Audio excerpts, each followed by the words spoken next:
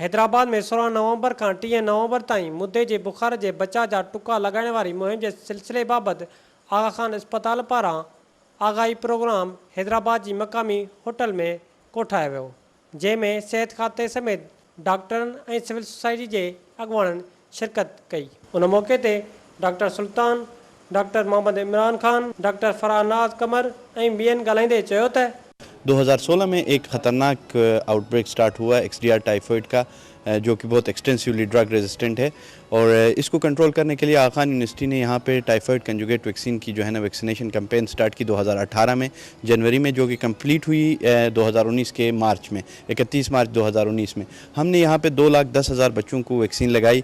ये बहुत safe vaccine है।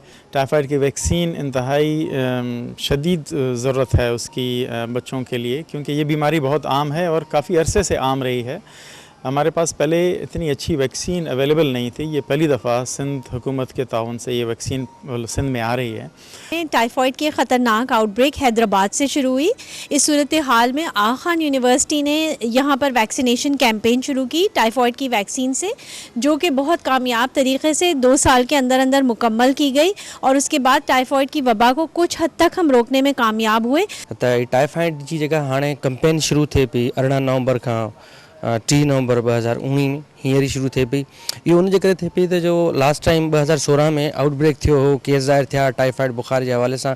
टाइफॉइड में अॻे का बि वैक्सीन न पे लॻी ऐं टाइफॉइड जो बुखार पखड़ंदो वियो पे ऐं घणे हद ताईं सोसाइटी जे अंदरि कंट्रोल करे वियो, सिंध जे अंदरि ख़ासि करे।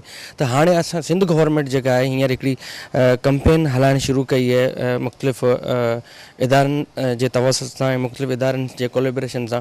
त असां पेरेंट्स खे ऐं जेके वालिदीन आहिनि उन्हनि खे इहा रिक्वेस्ट कंदासीं त तव्हांजो ॿारु जंहिंजी उमिरि 9 महीननि खां 15 सालनि ताईं जंहिं ॿार जी उमिरि आहे, बराए महिरबानी उनखे 18 खां 30 नवंबर ताईं जा कैंपेन हले थी, उन कैंपेन में तव्हां पंहिंजे ॿार खे वैक्सीन ज़रूरु करायो। विज़िट कयो अवामी आवाज़ मीडिया ग्रुप जी वेबसाइट awamiawaz.pk।